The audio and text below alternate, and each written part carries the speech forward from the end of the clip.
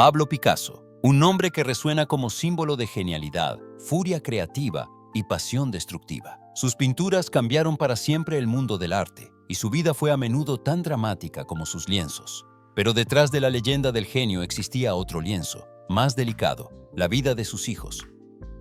Paulo nació en 1921 durante el matrimonio de Picasso con Olga Koklova, una bailarina rusa. Fue el primogénito del artista y, como tantos hijos de grandes figuras, su infancia se desarrolló a la sombra de su padre. El pequeño Paulo creció bajo constante observación, su mundo girando alrededor de un hombre consumido por el genio y pasiones implacables. Protegido, pero mantenido a distancia. Su relación con su padre era compleja y contradictoria. Pablo Picasso, un hombre de temperamento creativo volcánico, desaparecía a menudo entre sus pinturas, sus musas y sus obsesiones, prestando a su hijo menos atención de la que necesitaba. Paulo recordaría más tarde su infancia como una lucha constante por el reconocimiento, no solo dentro de la familia, sino en la vasta sombra del legado de su padre. Cada palabra, cada mirada de Picasso se sentía como un juicio y a veces como un desafío. Paulo fue el único hijo legítimo de Picasso. Los autos y las motos eran su amor, su refugio, su vida. Françoise Gillot, la mujer que vivió 11 años con Picasso y le dio 2 hijos, describió a Paulo de un modo muy distinto al del pintor. En sus memorias, Vivir con Picasso, Paulo aparece como un hombre profundamente apegado a su padre, aunque rebelde. Recordaba que el comportamiento de Paulo irritaba a Pablo, pero detrás había una sinceridad, un afecto real, mucho más grande que en aquellos que solo buscaban complacer al maestro. Ella contaba un episodio de los años 40, un viaje en automóvil con Picasso y su séquito. Paulo iba al lado en su motocicleta, mitad escolta, mitad bufón. Daba vueltas alrededor del coche, hacía acrobacias, como si intentara ganarse una mirada de aprobación. Todo eso, nacido del amor hacia un hombre que nunca supo corresponder. Pero Picasso no veía devoción, veía fracaso. Paulo no era un genio como su padre. Luchaba contra la depresión, la apagaba con alcohol. Dentro de la familia lo consideraban un fracasado, incluso un ser inútil. El propio Picasso lanzaba insultos crueles, anarquista, hijo de Guardia Blanca. Y sin embargo, paradójicamente, fue Paulo quien terminó siendo el principal heredero de su padre. Obras valoradas en más de $100 millones. Todo pasó a él y a la viuda del pintor, Jacqueline. De joven, Paulo se convirtió en el chofer de su padre. Menos una carrera, más una señal de confianza y cercanía. La adultez no fue más fácil. Paulo tuvo que equilibrar la vida personal con las obligaciones de ser hijo de Picasso, dividido entre ser él mismo y honrar la leyenda que definía su mundo. Todo se complicó aún más cuando Picasso inició una nueva relación tras divorciarse de Olga. Jacqueline Roque trajo sus propias ambiciones y exigencias, aumentando la tensión en el hogar. Paulo se encontraba a menudo atrapado entre discusiones, a veces entre su padre y su madrastra, otras con el propio Picasso, cuando el trabajo del artista eclipsaba todo lo demás durante días o semanas. Paulo se casó con Emilienne Lot y tuvieron 2 hijos, Pablito en 1949 y Marina un año después. La historia familiar daría un giro trágico. Con apenas 24 años, Pablito tomó una decisión devastadora. Bebió un frasco de decolorante para el cabello. Su hermana lo encontró. A pesar de la cirugía de emergencia y la desesperada atención médica, el daño fue demasiado severo y murió en el hospital. Ocurrió solo unos meses después de la muerte de Picasso. La causa, según muchos, fue un cruel giro del dolor. Jacqueline Roque había prohibido a Pablito asistir al funeral de su abuelo. Marina, la hija menor de Paulo, creció a la larga sombra de su famoso abuelo y de las tragedias familiares. Marina Picasso escribió un libro titulado El abuelo. En él revela una verdad oscura sobre un hombre que el mundo entero consideraba un genio. Para sus hijos y nietos no fue una leyenda, sino un tirano, un millonario rodeado de gloria, que dejó a su propia familia en la miseria. Su padre, Paulo, no tenía nada. Incluso trabajando como chofer de Picasso, recibía apenas unas monedas. Los nietos ni siquiera podían acercarse al abuelo que vivía al lado. En la entrada, un guardia les amenazaba con soltar a los perros. Hoy, Marina posee incluso la famosa villa de Picasso en Cannes, pero no se aferra a ella, tampoco a los cuadros de su abuelo. Para ella, todo eso es una herencia sin amor. Marina cría a 5 hijos, 2 biológicos y 3 adoptados en Vietnam. Ella misma sabe lo que significa la pobreza junto a la riqueza. En otro tiempo sobrevivía cuidando niños con retraso en el desarrollo, y cuando recibió la herencia, la transformó de inmediato en bien. Ya en los años 90 construyó en Vietnam un hospital y todo un poblado para huérfanos. Paulo conoció más tarde a Christine Poplin. Christine era amable, discreta y profundamente comprensiva. Nunca idealizó a la familia Picasso. En 1959, Paulo y Christine tuvieron un hijo, Bernard. A diferencia de su hermano mayor, Bernard creció en silencio, alejado del ojo público, pero el peso del nombre Picasso aún lo seguía. Fideicomisos familiares heredados, disputas internas y la constante conciencia de que llevar el nombre Picasso significaba cargar con la historia. Moldearon toda su vida. Bernard se dedicó a preservar el legado de su abuelo. Junto con su esposa, historiadora del arte, dirige la Fundación Almine y Bernard Ruiz Picasso. Apoya proyectos culturales y exposiciones. Y es presidente del Museo Picasso en Málaga, lugar de nacimiento de Pablo. Paulo murió en 1975, 2 años después de la trágica muerte de Pablito. Había sobrevivido tanto a su hijo como a su padre. Maya Widmayer Picasso. En 1935 nació Maya Widmayer Picasso, la única hija de Picasso con su musa y amante, Marie-Thérèse Walter. Aunque nació fuera del matrimonio, Picasso fue oficialmente nombrado su padrino.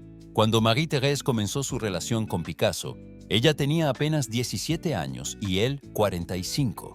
Maya vivía cerca del hogar de Picasso y se convirtió en la musa de su padre, posando para varias de sus obras más famosas, incluyendo Maya con muñeca, 1938, y Maya con traje de marinero. Su imagen inspiró a Picasso durante uno de sus periodos creativos más brillantes. Desde la infancia, la vida de Maya estuvo entrelazada con el amor y la rivalidad. Su madre se volvió celosa de la nueva amante de Picasso, Dora Maar, provocando una fuerte tensión entre ambas mujeres. Un conflicto que Picasso llegó a llamar uno de mis recuerdos más grandes. Marie-Thérèse permaneció profundamente apegada a él. Incluso después de separarse, recibió apoyo financiero de Picasso y mantuvo contacto con él hasta el final de su vida. Lo amaba tanto que no pudo soportar su muerte. 4 años después, se quitó la vida. Maya vivió durante muchos años en París, casándose con Pierre Widmayer, un capitán retirado de la Marina Mercante. Tuvieron 3 hijos, Olivier, Richard y Diana. Los 3 continuaron el legado Picasso en el mundo del arte contemporáneo. Diana se convirtió en historiadora y curadora de arte. Olivier trabaja como consultor para Picasso Administration y productor de documentales televisivos. Richard se convirtió en empresario, manteniendo aún una conexión con el arte a su manera. Maya vivió en silencio, manteniendo un papel respetuoso en la preservación del legado familiar. Es increíble que con 2 padres tan locos haya salido normal, admitió una vez. Su fallecimiento en diciembre de 2022, a los 87 años, fue una pérdida significativa tanto para su familia como para el mundo del arte. Claude. La siguiente generación llegó a mediados de los años 40. Claude y Paloma, hijos de la artista Françoise Gillot. Aunque el matrimonio de Picasso con Olga Khokhlova nunca se disolvió formalmente, su larga relación con Gillot marcó este capítulo de su vida. Claude Ruiz Picasso nació en 1947. Hasta los 12 años usó el apellido de su madre, Gillot. Su padre permaneció presente en su vida, y Claude creció rodeado de arte y pensamiento libre, aunque también bajo la sombra de relaciones adultas complejas. Claude siguió los pasos de su padre en las artes, pero a su manera. Se convirtió en fotógrafo, director, diseñador y empresario. En su juventud, se mudó a Nueva York, trabajando como asistente del fotógrafo Richard Avedon, estudiando en el Actors Studio y creando fotografía de moda y editorial para Time Life, Vogue y Saturday Review. Allí conoció a su primera esposa, Sarah Lavner. Tuvieron una hija, Jasmine, pero se divorciaron tras 3 años. Claude evitó el foco mediático, pero desempeñó un papel central en la gestión del patrimonio de Picasso. Fundó Picasso Administration, supervisando los derechos de autor y protegiendo el nombre del artista. En 1989, un tribunal le otorgó el control sobre la herencia de su padre. En 1999, autorizó el uso del nombre Picasso para un modelo de automóvil Peugeot Citroën, una decisión que provocó conflictos con su media hermana Maya. Claude Picasso falleció en Ginebra en 2023 a los 77 años, el mismo año que marcó el 50 aniversario de la muerte de Pablo Picasso, cerrando un capítulo simbólico en la historia de la familia. Paloma Picasso nació en 1949. Su nombre era uno de los símbolos favoritos de Picasso, asociado con la paz y la inspiración. Desde el principio, estuvo rodeada de artistas, diseñadores y actores. Ese mundo se convirtió en su hábitat natural y moldeó su destino. Su infancia transcurrió en medio de relaciones familiares turbulentas y de una constante atención pública. Creció a la sombra del genio de su padre, pero logró transformar su nombre en una marca propia. En 1953, François Gillot tomó la decisión de abandonar a Picasso y se llevó consigo a sus 2 hijos. Desde entonces, los niños vieron a su padre con mucha menos frecuencia. Después de la publicación de las memorias de Gillot, Vivir con Picasso, en 1964, el propio Picasso rompió todo contacto con sus hijos. En 1957, Paloma intentó pintar al óleo.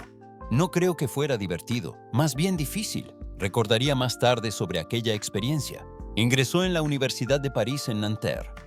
Paloma se convirtió en una reconocida diseñadora de joyas, creando colecciones que le dieron prestigio tanto en la moda como en el arte. Incluso apareció en la controvertida película erótica Cuentos Inmorales del director polaco Walerian Borowczyk, un gesto que atrajo una atención intensa. A finales de los años 70, fue una figura habitual en el legendario Estudio 54 de Nueva York, donde compartía noches con Andy Warhol y Mick Jagger. Tras la muerte de Picasso en 1973, Paloma enfrentó una profunda depresión y una pérdida de impulso creativo. Sin embargo, logró revivir su carrera y se convirtió en una empresaria exitosa. En 1978, se casó con el dramaturgo y director argentino Rafael López Cambil, luciendo trajes de boda diseñados por Yves Saint Laurent y Karl Lagerfeld. 2 años después, comenzó su asociación definitoria con Tiffany & Company. Paloma se convirtió en una destacada diseñadora de joyas para la marca, conocida por sus icónicos motivos de paloma y por su audaz uso del color rojo. En 1989, el Council of Fashion Designers of America la nombró diseñadora de accesorios del año. Tras divorciarse de Rafael, se casó con el médico francés Éric Thévenet, se mudó a Suiza y fundó una institución en memoria de sus padres. Paloma tiene hijos, pero mantiene su vida privada fuera del foco mediático. Hoy vive en Lausana, apoya proyectos culturales y trabaja para mantener vivo el legado de Picasso. Catherine Hutton-Blay era la hija de Jacqueline Roque, la última esposa de Picasso. Picasso no era su padre biológico y nunca la adoptó oficialmente, pero Catherine creció a su lado durante la última etapa de su carrera, cuando creó cientos de obras inspiradas en Jacqueline. Tras la muerte de Picasso en 1973, Jacqueline y más tarde Catherine heredaron una parte significativa de sus obras tardías. Hoy, Catherine posee una de las colecciones privadas de Picasso más grandes del mundo, unas 2.000 piezas, además del castillo en Provenza, donde están enterrados Picasso y Jacqueline. Como los demás herederos, Catherine no escapó de los escándalos e intrigas en torno a la herencia de Picasso. Aún así, trabajó en la promoción de su legado. Incluso compró un monasterio con la intención de convertirlo en el museo Picasso más grande de Europa, pero no logró llegar a un acuerdo con las autoridades locales. Su colección sigue siendo única. Según los expertos, guarda la clave del último gran misterio de Picasso, lo que se esconde tras las puertas de su colección privada. Cada uno de los hijos de Picasso tuvo su propio camino, su propia búsqueda de identidad. Algunos permanecieron a la sombra del genio, mientras que otros construyeron sus propios mundos. Todos quedaron atrapados en la compleja maquinaria del legado, donde los sentimientos personales y las batallas legales se entrelazaban como pinceladas en el lienzo de su padre. Suscríbete y cuéntanos, ¿Qué legado oculto deberíamos descubrir a continuación? Gracias por vernos.